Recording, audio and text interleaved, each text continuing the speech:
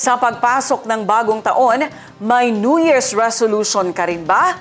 Ilan sa mga nakausap ng news team ang nagsabing magtitipid na sila ngayong 2026 dahil rin umano sa patuloy na pagmahal ng mga bilihin.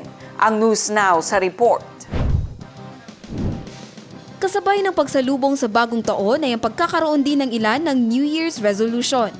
Ito nila ay pagninilay sa mga pagkukulang ng nagdaang taon at paghahanda sa mga pagbabagong nais makamit sa darating na taon. Nag-ikot ang aming team upang alamin ang ilan sa mga New Year's resolution ng mga mamamayan. Ang New Year resolution ko po is yung magtitipid na for 2026. Tapos siguro yung kailangan buo na yung family.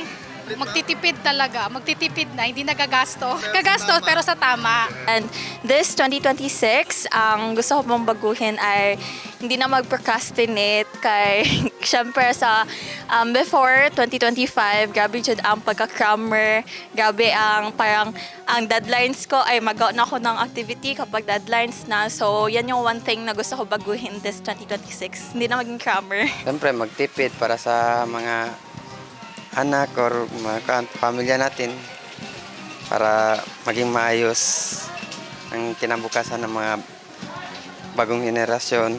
My New Year resolution is maging happy po ang pamilya ko and maghaba po ang buhay ng mga magulang. New Year resolution ko ay gusto ko review and hopefully sana makapasa. Jen Garcia, iMinds, Philippines.